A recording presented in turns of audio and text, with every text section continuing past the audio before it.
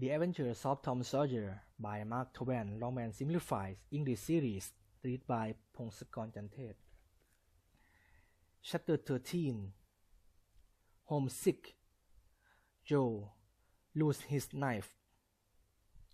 After dinner, all the gang sets out to hunt for turtle eggs on the sandbar. They put sticks into the sand, and when they found a soft place, they went down on their knees and dug with their hands. Sometimes they took 50 or 60 eggs out of one hole. They had a grand fried egg feast that night, and another on Friday morning. After breakfast, they danced out on the bar and chased each other round and round, and then continued their game out against the stiff current, which swept their legs from under them from time to time and greatly increased the fun. Now and then they stood in a group and drew water in each other's faces with their palms, gradually approaching each other with faces turned aside and finally seizing each other and struggling until they all went under the confusion and came up blowing, laughing, and gasping for breath and one and the same time. When they were exhausted, they would spread out on the hot, dry sand and cover themselves up with it, and after time, dashed for the water again and the same once more. Then they drew a ring in the sand and had a circus with 3 lions tamers in it, and each refused to have any other job. Next, they got their marbles and played various games until they grew tired of his amusement. They had another swim and a long rest. After this, they gradually wandered apart and began to gaze longingly across the wide river at the village asleep in the sun. Tom found himself writing baggy in the sand with his big toe. He scratched it out and was angry with himself for his weakness. But Joe was so homesick that he could hardly bear the misery of it. Huck had a long face too. Tom was downhearted, but he tried hard not to show it. He had a secret which he was not ready to tell yet. But if this depression was not broken up, soon he would have to reveal it. Tom suggested that they should go hunting for pirate treasures, chests of gold and silver, but the other were not keen on doing so. Tom made other suggestions, but they failed too.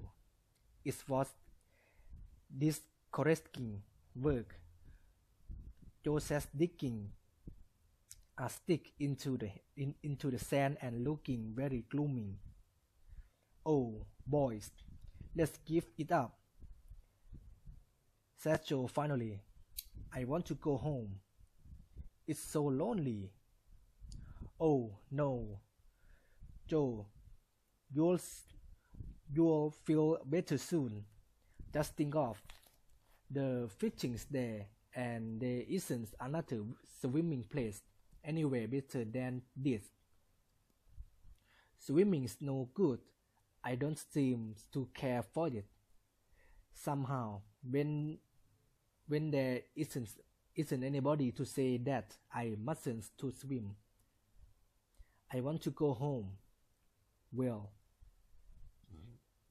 we'll let to cry baby go home by its mother. Want me? Huck. Poor thing, does it want to see its mother? And so it's all. You like it there? Don't you, Huck? We'll stay, won't we? Huck said yes, without any heart in it.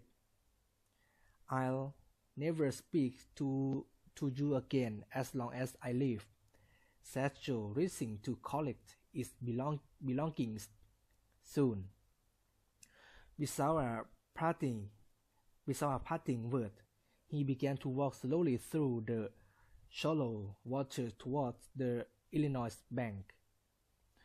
Tom's heart began to sink. He glanced at Huck. Huck dropped his eye. I want to go too, Tom, said he. It was getting lonely, and now it will be worse. Let's go too, Tom. Well, go. Who's hindering you? Huck walked sorrowfully away, and Tom watched them moving slowly on. Tom suddenly noticed that everything has become very lonely and still.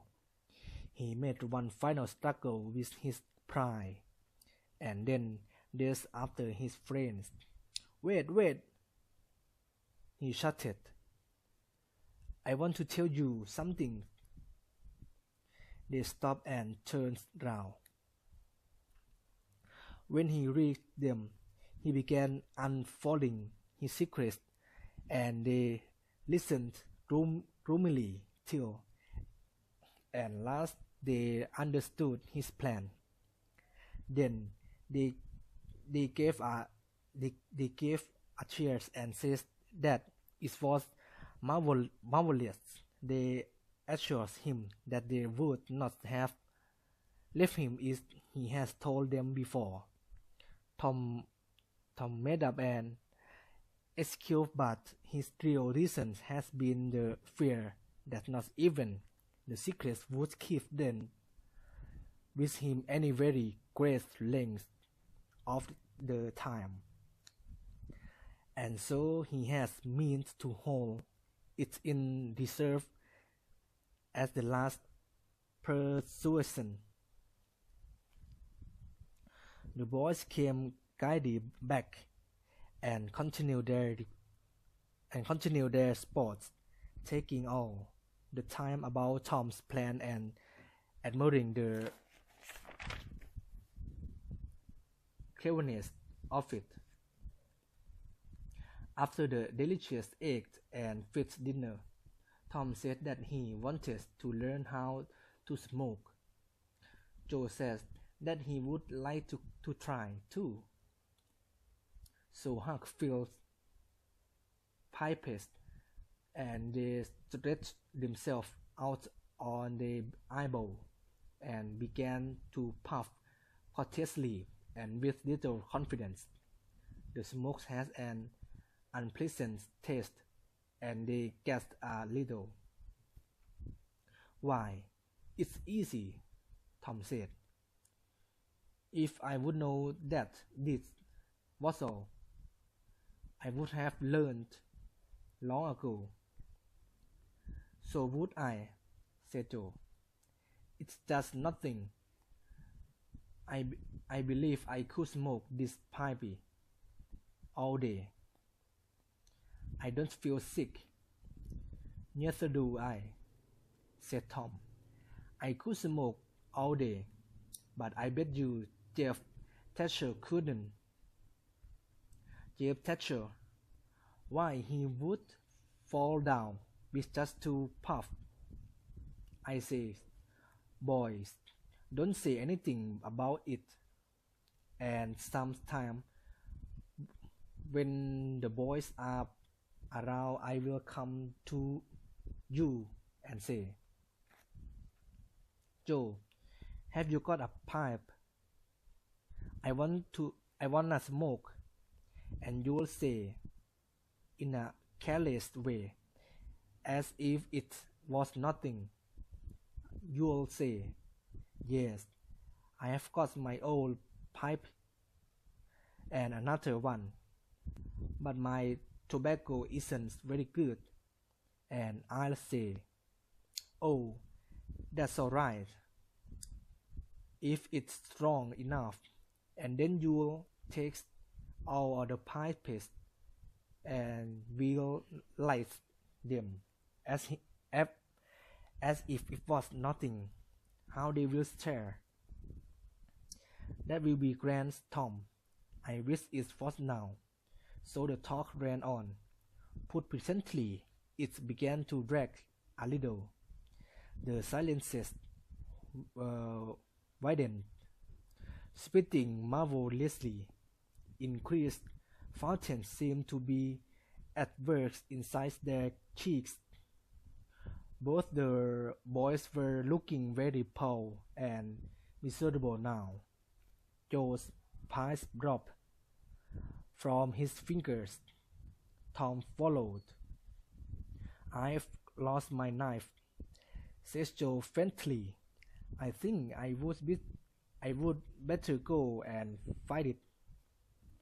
Tom rose unsteadily and said with trembling lip, I will help you. You go over that way, and I will search by the spring. No, you needn't come, Huck. We can't find it.